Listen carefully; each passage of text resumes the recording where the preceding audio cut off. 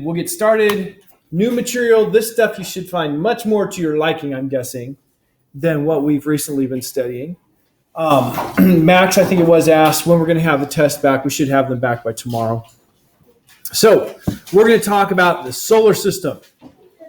So we're, turning our eyes to things like, the Earth. So what things are in the solar system? Now, everybody knows we have planets. We have Mercury, Venus, Earth, Mars, Jupiter, Saturn, Uranus, Neptune. One of the goals that's going to be tested on the next exam is for you to be able to name the planets in their order and to be able to answer some question I'm going to choose about the properties of the planet. So you're going to, I could ask about the atmospheres. Like Uranus is mostly made of hydrogen? What was that? Uranus is mostly made of hydrogen? Well, yes. All of the gas ones are mostly made of hydrogen. But I could ask about the atmospheres. I could ask about the moons. I could ask about, all kinds of things about their direction of rotation. So there's a number of things we're going to look at and get these comparisons so we can compare planets. That's one of the things that's going to be on the next test. Yeah. I was going to say something about the last test, but one person still hasn't taken it, so that's not a good choice of mine to give you any. Okay, so we have the planets. We have the sun. The sun, Sol, center of the solar system, right? The moon goes around the Earth. We aren't the only planet with a moon, but there are very few moons on the inner planets, lots of moons in the outer planets. So the inner planets, we call the inner ones rocky or terrestrial, and there are 4 of them. You see mostly those inner planets on the left. So Mercury, Venus, Earth, and Mars, those are the terrestrial or rocky planets. Each one of those planets is basically a rock. And they are varying in size. The Earth is the largest of these terrestrial planets. It has one of the 3 moons of the terrestrial planets, Mars being the other 2. But the Earth's moon is far, far bigger than the moons of Mars, so our moon is the biggest of the inner planets as well. If you look at this picture, it looks like they're all pretty close to circular orbits, but not really. The innermost one, Mercury, is not all that close to circular. It looks here like Mars may be a bit off because you look at Mars, see that distance there compared to that distance there. You can see, well, there's not a perfectly circular symmetry there, but it's actually Mercury, the innermost one, that is the least circular of all of them. After you have your terrestrial planets, you have an asteroid belt. So there's this belt of asteroids, a whole bunch of rocks again. What's different about those rocks and the planets? Well, the asteroid belt is a whole lot smaller rocks. In fact, if you combined all of the mass in the asteroid belt, it'd be far less than the mass of the Earth. Right? So the asteroid belt, we tend to think, especially from watching movies, that an asteroid belt is just going to be rocks everywhere, really dense. No. You wouldn't have to go zigging and zagging and dodging through an asteroid field. You would just basically set a straight path, and chances are there'd be nothing in your way. A little disappointing after, doing the Star Tours at Disneyland or whatever. Okay, you go out past that asteroid belt. By the way, notice the size of things here.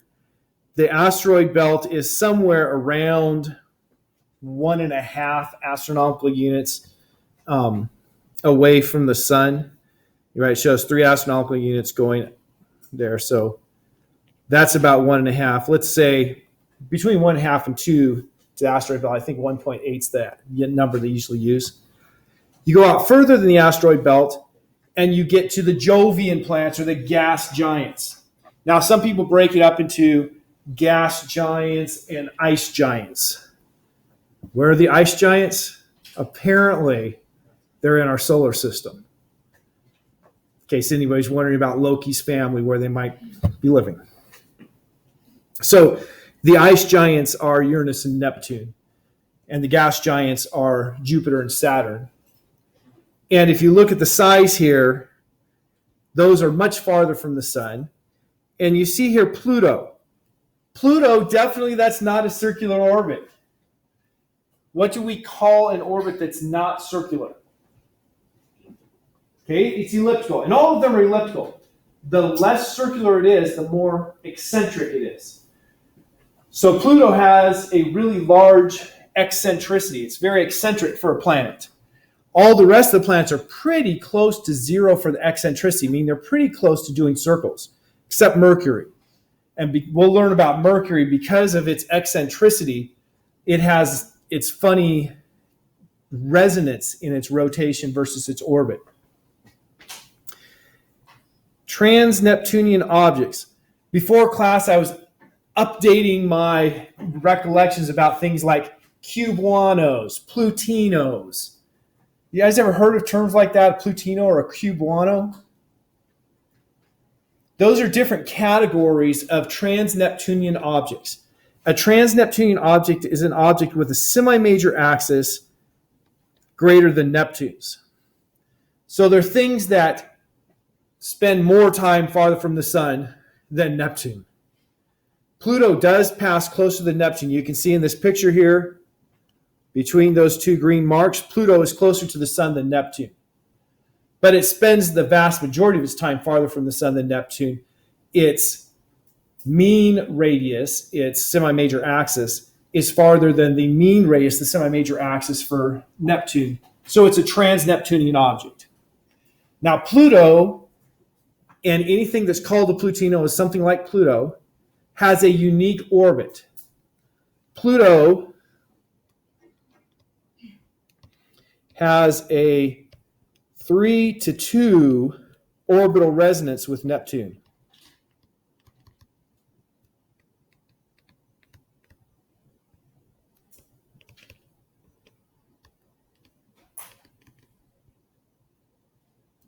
It's actually important to the survival of of Pluto.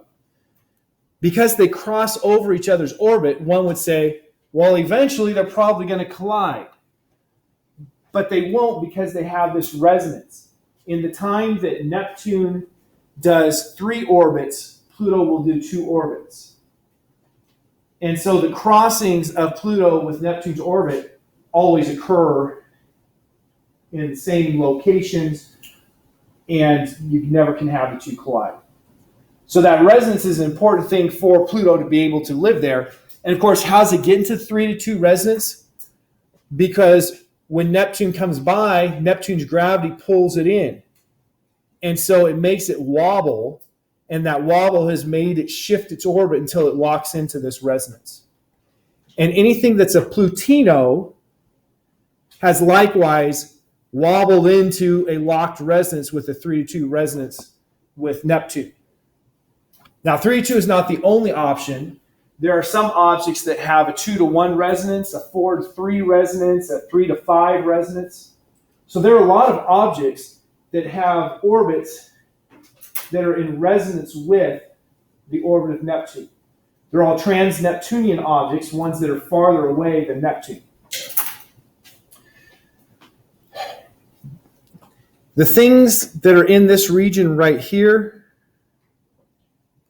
are called Kuiper belt objects. That reason it goes all the way around, of course, but I just didn't want to fill the whole thing up. That's called the Kuiper belt, named after an American astronomer who predicted its existence. Because, when people discovered Pluto, that was the first of its type. I'm going to talk right now about the discovery of Pluto. Does anyone here besides me know about the history of the discovery of Pluto? Wasn't it like somebody saw that something was wrong and did a math equation or something and said something there? Okay, that's the rough story. People looked at the orbit of Neptune, and they said that Neptune's orbit, okay, we know Neptune's orbit is dominated by the sun, right? It's orbiting around the sun.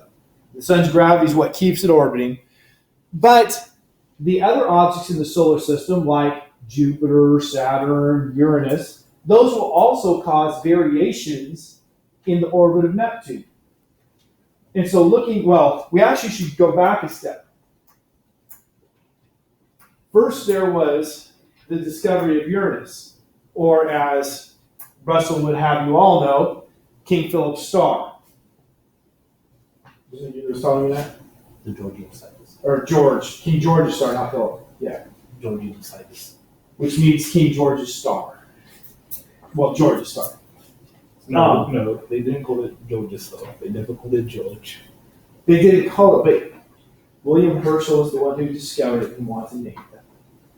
Okay, with the discovery of Uranus, which William Herschel was given the credit for, he actually wasn't the first one to discover it. The first person to discover it just thought it was a comet. And then years later, William Herschel found it. William Herschel, you guys heard of the dude? He was like a musician of some pretty famous musician. Him and his sister did a lot of astronomy. He was, among other things, the king's royal astronomer. He would do great things like, the king wants to have a star party, king shall have a star party. The king was crazy. What if it is overcast when you're having your star party? We haven't gone out when it's overcast, right?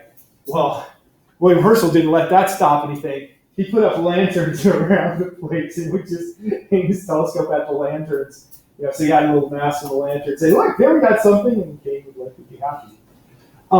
He and his sister, we'll hear some more about that later, but he was the one who is given the credit for actually recognizing this object is a planet. It's orbiting the sun. Comets orbit the sun. Yes, they do. So let's talk about what defines a planet. Historically, planet is a Greek word that means wanderer. So when ancient astronomers were looking at the sky, they saw the stars. And the stars all moved together as one through the sky on that celestial sphere. But then they saw other things that moved with respect to the stars, so every night it'd be slightly different position.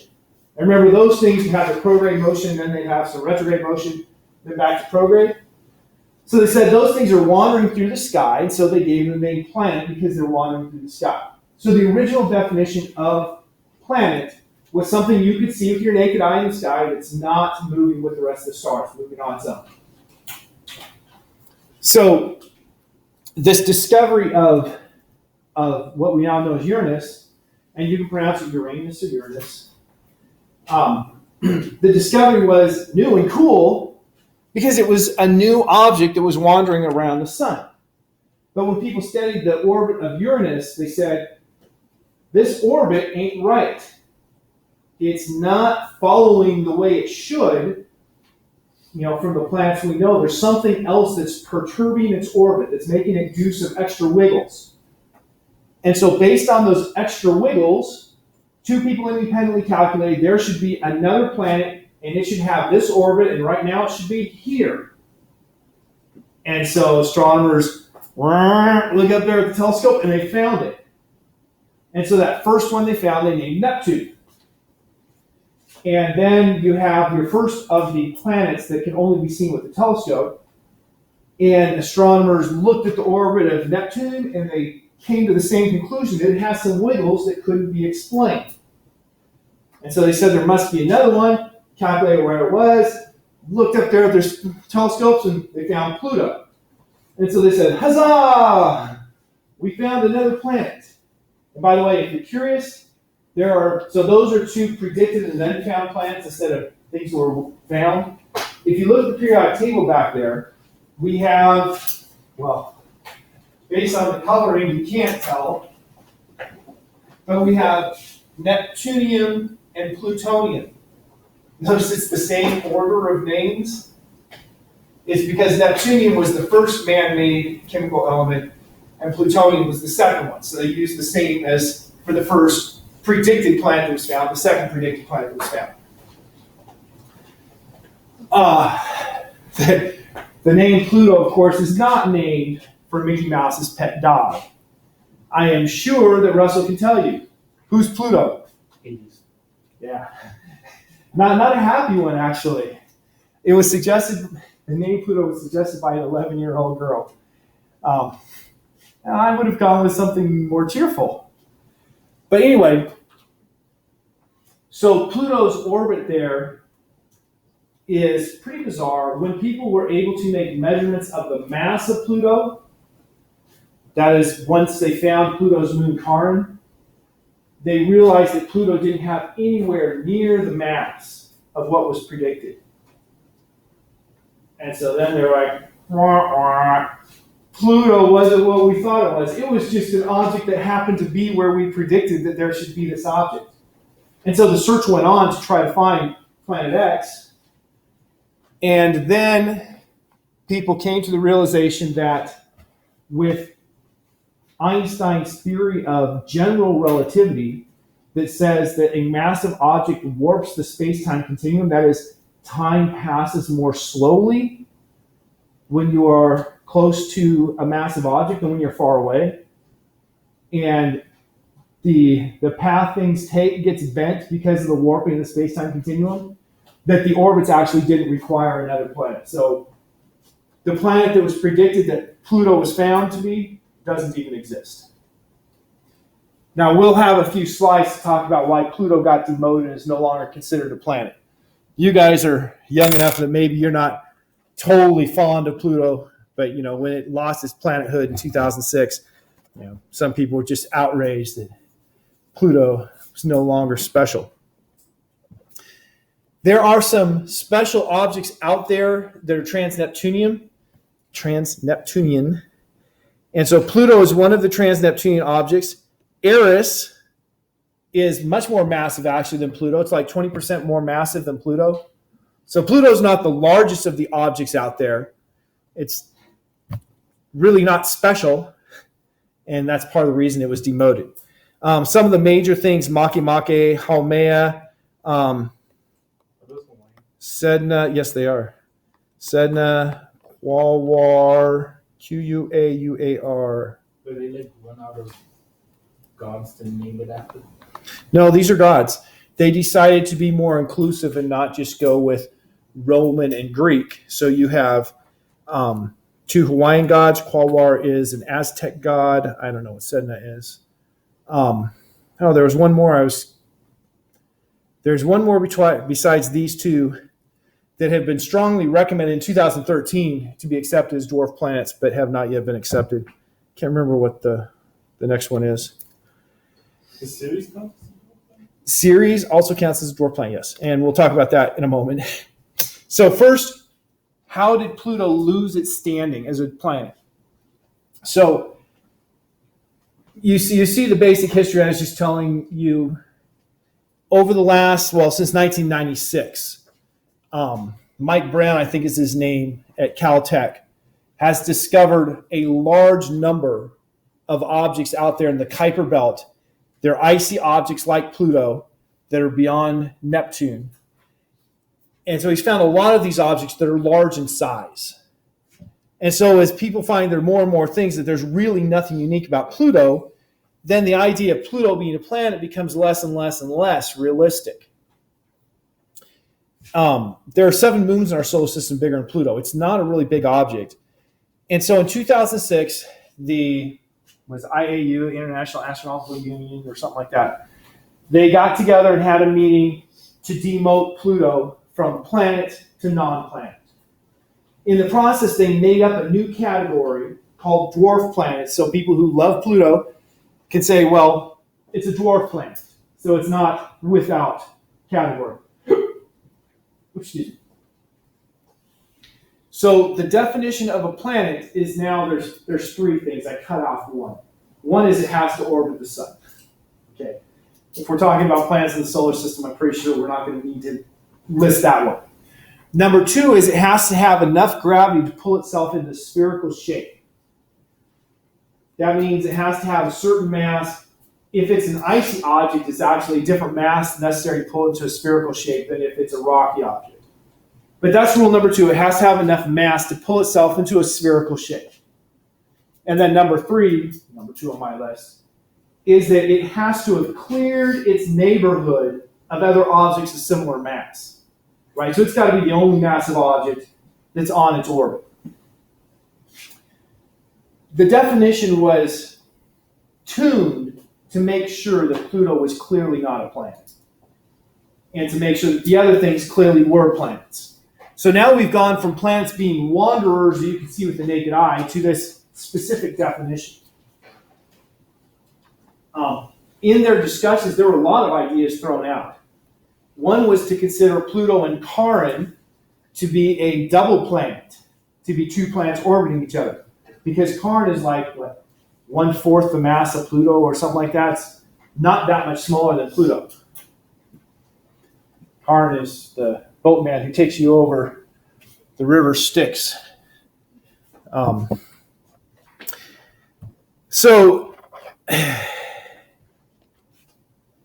the solar, moving out further from the Kuiper Belt objects, the last thing in the solar system is the Oort cloud. The Oort cloud, from like 50,000 astronomical units out to around 100,000 astronomical units, is a cloud of icy bodies. Now, the Kuiper Belt is a cloud of icy bodies. Oort cloud is a cloud of icy bodies. What's the difference? Well, the Oort cloud is a spherical shell. So you have from about 50,000 astronomical units to 100,000 astronomical units away from the sun, these icy objects all around the shell. The Kuiper Belt, as the name implies, is just in the plane of the solar system. So in the same plane that the planets orbit is the plane you have those icy objects. So they're distinctly different. One's in the plane, one's not. So in that picture, you can see the, I was going to say the light blue, but I think all the dots are light blue. It's just a more dense collection of dots. That's the Kuiper Belt. And then the big sphere, that's the Oort cloud. Same type of objects, icy objects. Our first question then, which you could answer now, is which extends farthest from the sun? The Kuiper Belt, the Oort cloud, the asteroid belt, the orbit of Pluto, the orbit of Eris, the orbit of Neptune, or the orbit of the Earth.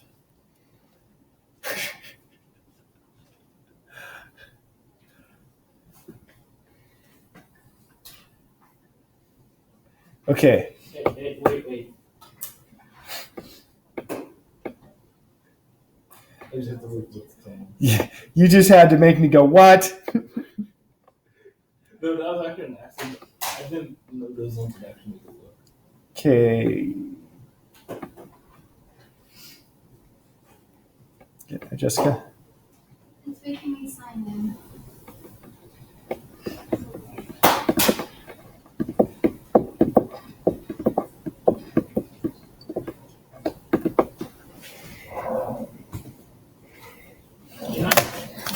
Too bad Pluto didn't have another name. One. Back away. Hannah. New. Well, it's a 50-50. Okay, what were you saying, Russell? Too bad it didn't have another name. What? Pluto? Mm-hmm. Pluto has 5 moons. Don't they? So what are the names? I don't remember. Is one name Cerberus? I don't know the names. Okay, so we had here 50% said the Oort cloud, and we had out of 2 that said 2 of each other's. Russell said Earth at first, but he thought better of it. It wasn't bad. I was turning on the clicker and I pressed on button. Okay, Hannah. I chose the Oort cloud because we had just finished talking about how it is a cloud of icy objects around the solar system. How far out? Like 100,000 astronomical units, I think it was. Yes. So that's why I chose that. Okay. It's bigger than the Kuiper Belt. Can you tell us what's the next one inside then? I think the Kuiper Belt, right? And then? And then it's the. And it's like Now there's going to be some confusion here because Eris is a Kuiper Belt object. Pluto is a Kuiper Belt object. And then you would have the orbit of Neptune, or would you? Yep. Yeah. And then the asteroid belt. And then the Earth. You are correct all the way down.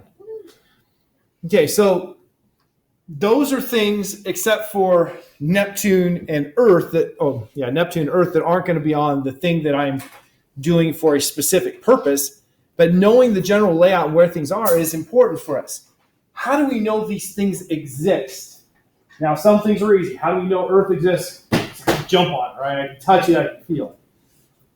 We can see with our eyes things like Neptune, okay, with our eyes using a telescope.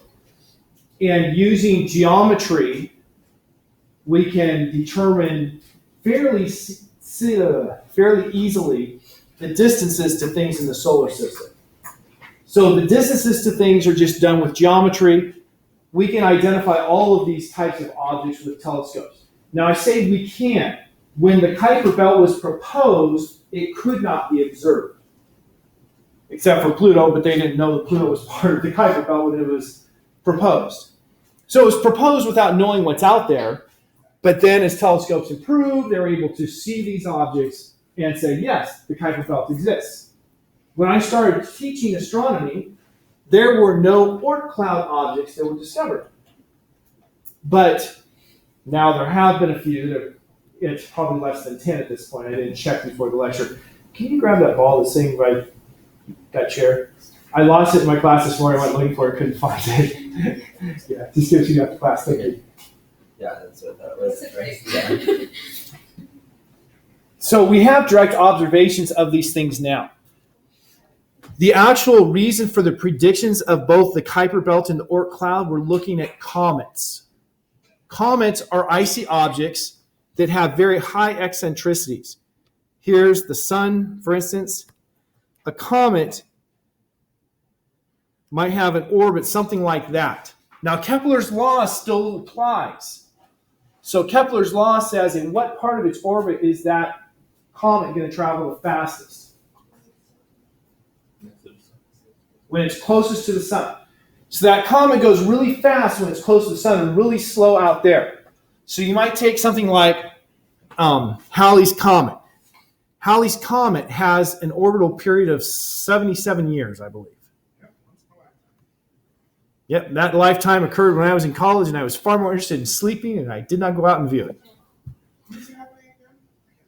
Well, that happened in like 84, so add 77 to 84. That's my freshman year in college. So, yeah, 7 plus 8, 7 plus 4, carry the 1. Yeah, you can do it. So that comet is going to spend a lot of time, a lot of its lifetime will be spent out in this region here. And a very short amount of its time will be close to the sun.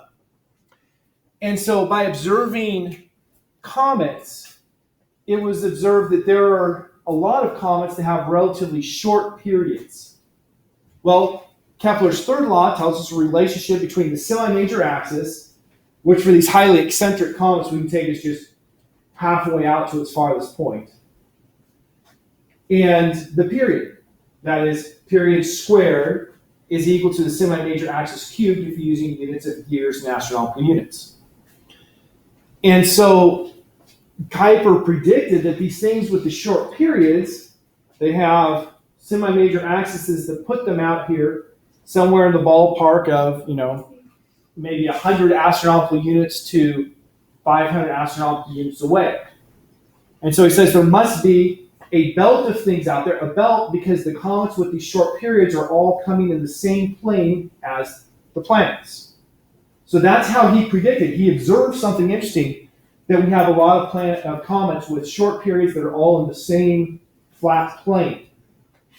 And so he predicted that there must be an icy region out here, a lot of icy objects, and that interactions with those objects, or maybe something large comes by, like Pluto, and causes them to change their orbit and bang off of something and fall in toward the sun. When they fall in toward the sun, well, then you've got to start the timer on their life. Because if you have an icy object and it comes close to the sun, what's going to happen? It's going to melt. And so when the comets come close to the sun, they lose a lot of material. That material goes flying off. It's pushed away by the solar wind as well as the solar radiation. And so you see a tail from these comets that is always pointing away from the sun. So like over here, the tail is pointing like this, and it's moving like this. You think a tail should be following it, right? Nope. The tail is just telling you this way to get away from the sun. And so they can only have so many times going around the sun before they're going to be destroyed. There was supposed to be, I think it was 2 years ago now, a Christmas comet that was just going to be awesome. It was going to be like brighter than the moon. I was all excited because I was like, you know, you read the biblical story of the birth of Jesus and people say, well, you know, I don't believe in angels. So what they saw must have been something in astronomy. And the options for what they saw are generally either going to be, they saw something like a nova, which is where you have a star that erupts and is bright for a couple months and then dims down, or a comet. And since comets are generally considered omens or harbingers, that's a good option to choose. And so I was going to have a lot of fun with, you know, like the birth of Christ having this super bright comet at the Christmas season. I mean, I know how people argue, but Jesus was really born in August. Well, Or they're that around. we know, yeah, that it had been sometime. I thought it was in the spring or in the fall, maybe right in the fall. We know it was at Christmas time at the very least. But anyway. Can you calculate, how long it was? No, the reason we know it wasn't winter is because shepherds were watching their flocks at night. No, I'm saying, can you calculate how long the comet will last? Oh, yes. You can calculate based on how much it loses, but there are also things like what if it hits something? That comet that was supposed to be so exciting got too close to the sun. It ended up like Icarus. How long does Taylor's comment? Huh? How long does Taylor's comment? I don't know. I haven't. But 2061. You figured it out. Yeah, I Googled it. Nice. Okay, so that's how the prediction of the Kuiper Belt came about. So what about the Oort cloud? How's the Oort cloud going to be predicted? Somebody guess? The what? Somebody guess? Well, he predicted it, made a hypothesis, because Oort noted that you have a lot of comets, now a lot, it's a relative term, that have longer periods. And these longer period comets come from all kinds of wacky angles, not just in the plane of the solar system. So he said, longer time between when they come back, that means they must be farther away, by Kepler's third law. And so calculating that distance, he said, way out there, we must have more icy objects, but these are like in a spherical shell around the Earth instead of in the plane, or around the sun, instead of in the plane. By the way, this is just cool. It's a demonstration for physics. Is that cool or what? And he totally hit Russell with it. Yeah. It's up here. I got it. So once again, it was by making an observation of something interesting. The hypothesis then was made that this exists, and then there was work to check the prediction, which in this case was, well, if that prediction is true, then there should be something out there, and it's been confirmed. So, looking at the solar system, we have conservation of angular momentum. That is, the whole idea, you pull things in, you spin faster. That's going to play into what we believe happens with the formation of our solar system. That, things got pulled in, they had to spin faster.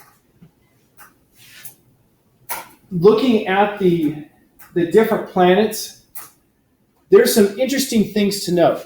First, if you look at the picture up above,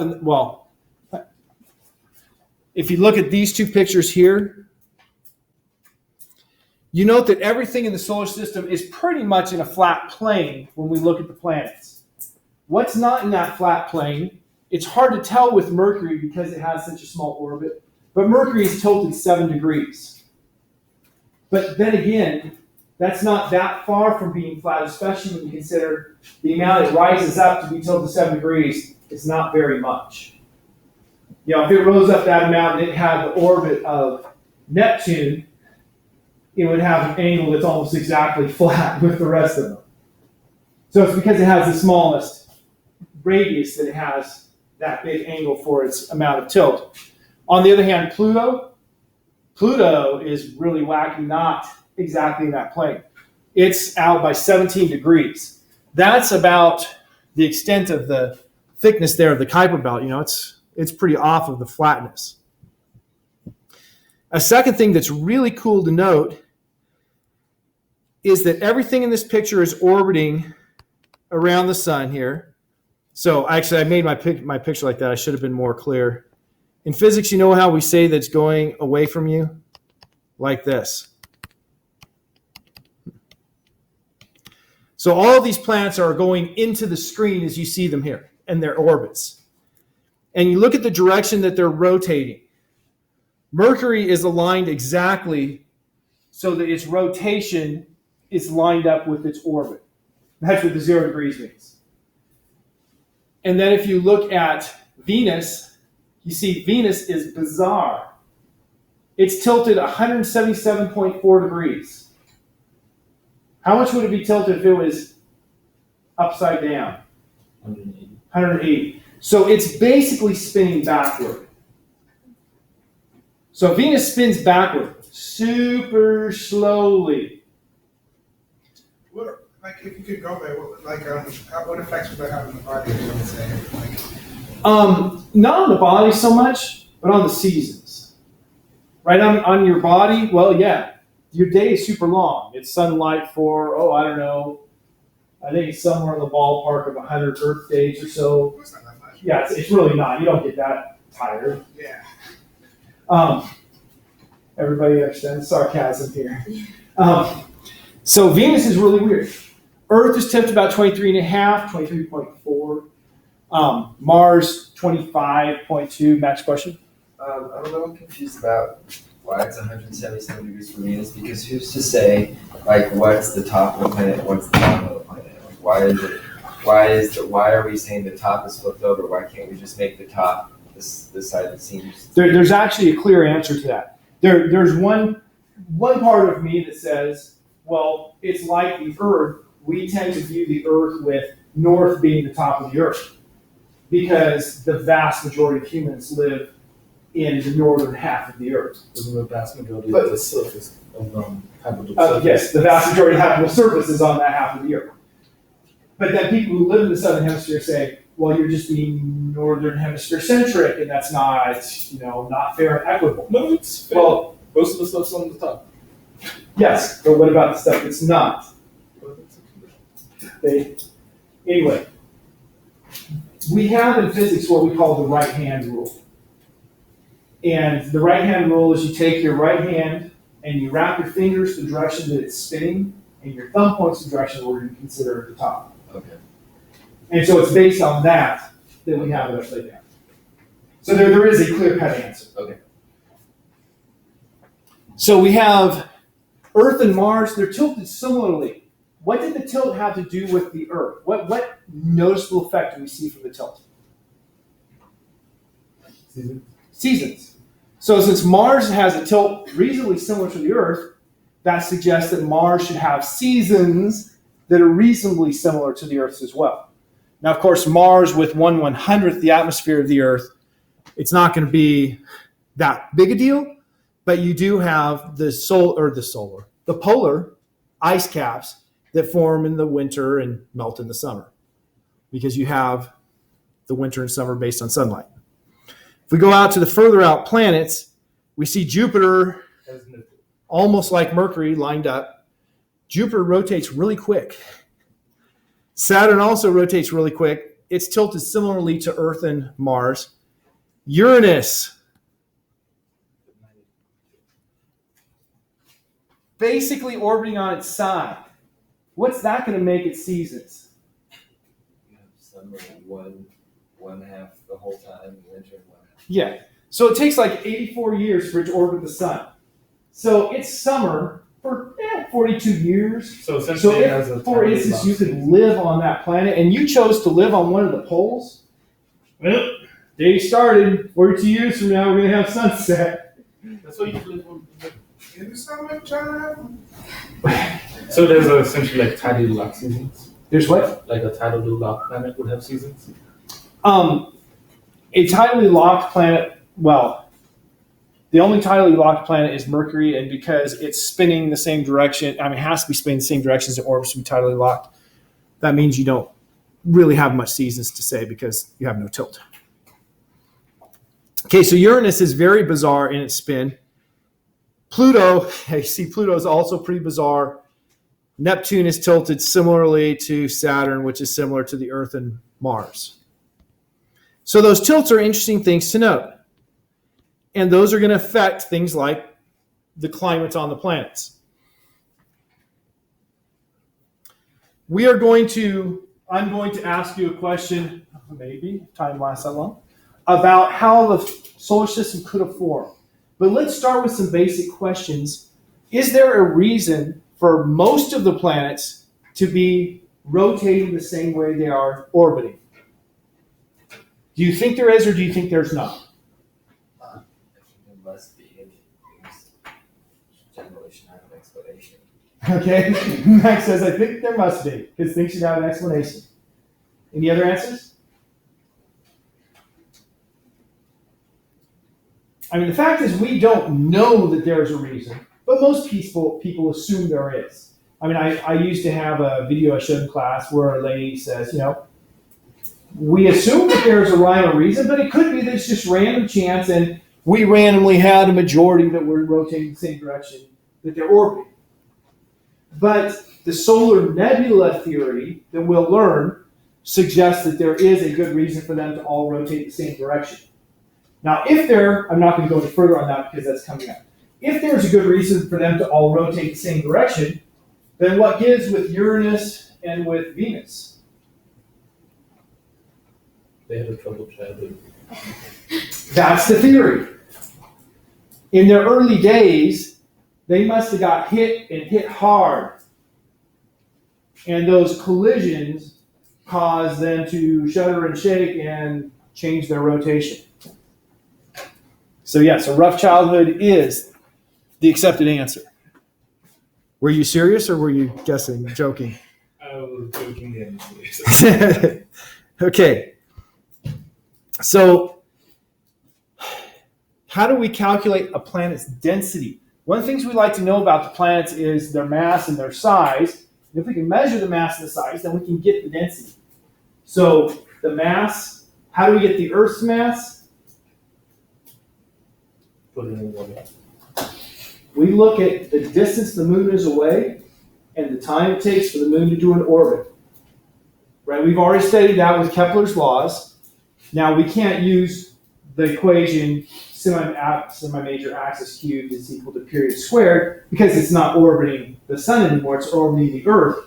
But that equation with Newton's version allows us to calculate what the mass is based on the period P and the semi-major axis in that equation I put in D. Yes? Why is Saturn less dense than one? We'll talk about it in just a moment. Tim? You said all you need is the distance from the moon is away from us and how long it takes to orbit. You need the semi-major axis to be precise. That's the average radius for its orbit, right? Because sometimes it's closer, sometimes it's farther. You need the semi-major axis to average.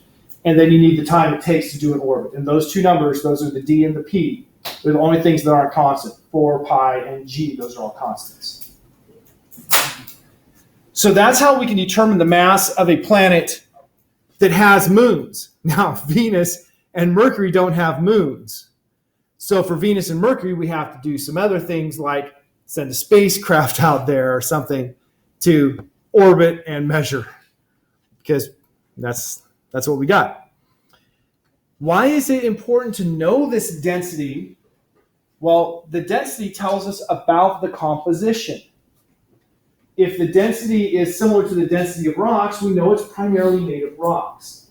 If the density is similar to the density of water, we know it's primarily made of things we'll call volatiles. Things that are low mass, things like hydrogen, helium, water, and so on. So we had the question from Russell, how is it that Saturn has a lower density than water?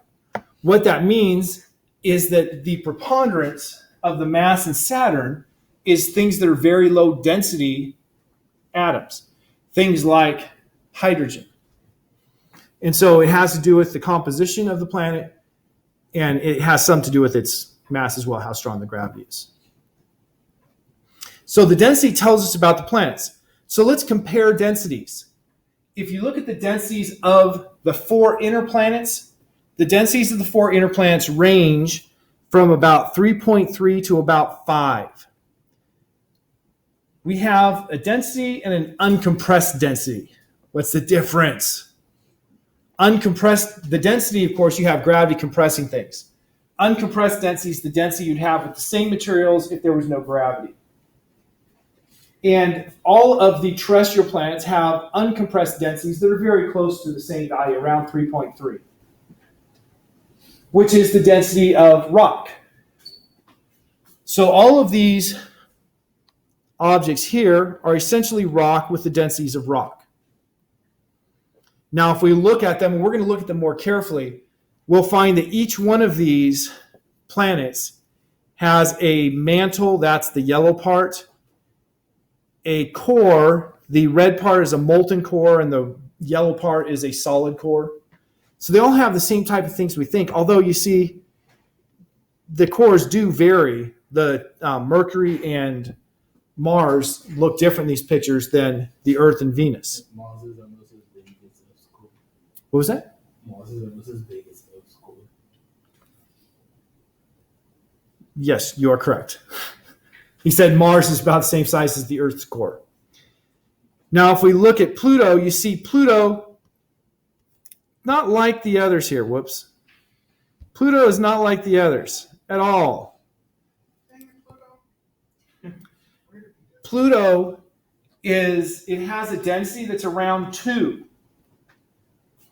A density suggests it's something like half rock and half ice. Doesn't have a big rock like the terrestrial planets. Doesn't have a lot of gas and clouds like a gas giant or a Jovian planet. It's a different type of thing. A good reason to consider it not a planet because it's not the same type of stuff as the other planets. Now, if we look at the remaining planets, you have all of these planets here. They do not have an exterior surface. As you get closer, gas gets thicker and thicker and thicker. And as you go into it, the gas gets thicker until at some point you'd say, by gum, this is not gas, this is liquid. But you would never have that splash moment where you splashed into the liquid. It just continually gets thicker until it's a liquid. It's a possibility. You don't have to have an interface between liquid and gas. It can just continually get more dense. So you get down into liquid regions, and in the very core, you have a rock. And those rocks are bigger than the rocks of any of the terrestrial planets. So all of the planets have a big rock. What's different about the Jovian planets is that they have a lot of gas and liquid outside of that rock, whereas the terrestrials don't. So as we look at this, how do we get all of this information? Not by traveling there. We haven't even gotten through the Earth's crust into the mantle. We look at that picture of the Earth, you don't see the crust because the crust is between, 5 to 30 kilometers thick. And compared to the radius of the Earth, that's nothing. So you don't even see the crust there. And we haven't been able to get through the crust. So everything we know about the inside of the Earth comes from things that we have extrapolated from data measurements. Same thing for all of those other planets. Now, we have sent explorers to dive into the atmosphere of Jupiter and I think Saturn to get more information about what's going on there. They were very surprised. They found far less water in Jupiter's atmosphere than they expected, which led to 2 conclusions. Either we got really unlucky, we hit a dry area in the atmosphere, or we were wrong. Yeah, you got to give yourself a chance of having them right.